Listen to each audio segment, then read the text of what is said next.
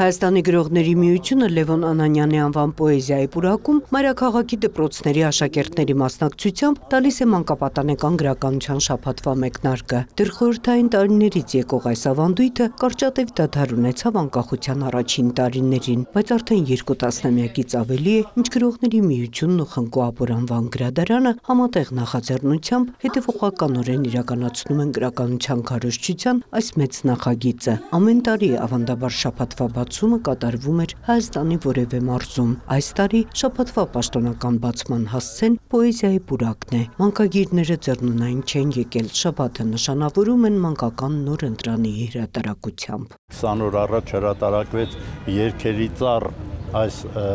անթոլոգիան, որի մեջ ժամանակից մանկագիրների ստեղծագործություններ են, արձակ եւ պոեզիա։ 50-ից ավել հեղինակներ են։ Ամեն տարի մենք հրատարակում ենք նման անթոլոգիա եւ գրադարաններին ենք մատուցում, որպեսզի երեխաները ժամանակակից գրականության անուններին ծանոթ լինեն, մանկագրության։ Մանկապատանեկան գրականության շաբաթվա ծրագրում նախատեսվում է տարբեր ձևաչափերով միջոցառումների շարք անցկացնել։ Կլինեն հանդիպումներ կրթօջախներում, գրադարաններում, որոնց նպատակը մանկական գրականության հանդեպ փոքրիկների հետաքրքրությունն ակտիվացնելն է։ Էդվարդ Միլիտոնյանի գնահատմամբ այսօր վիրտուալ աշխարհում ապրող եւ սմարթֆոններից հիվանդագին կախվածություն ունեցող պատանիների համար չափազանց կարեւոր է տպագիր գրքին կապվելը։ Գիրքը միշտ եղել է մեր հոգեկերտվածքի հիմնակարերից, հայ ժողովրդի հազարավոր տարիներ հրատարակվել են, ընթերցել են եւ մարդու հոգին, մարդու էությունը ձևավորվել է հենց մեծ գրողների, մտածողների,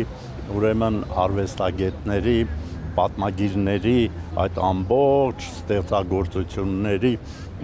աշխարհով եզերքով կարող եմ ասել եւ համաշխարհային գրականության։ Նկատի ունենալով այն իրողությունը, որ մանկական գրքերն այսօր գրքի համաշխարհային շուկայում առավել շատ հրատարակվող եւ ընթերցվող գրականությունն են եւ տպագրվում են միլիոնավոր տպաքանակներով, մանկագիրները փաստում են։ Այս ոլորտը պետական հոգացության կարիք ունի եւ մանկապատանեկան գրականության շաբաթվա խնդիրներից մեկն էլ իրավասուներին դարձյալ այդ մասին հիշեցնելն է։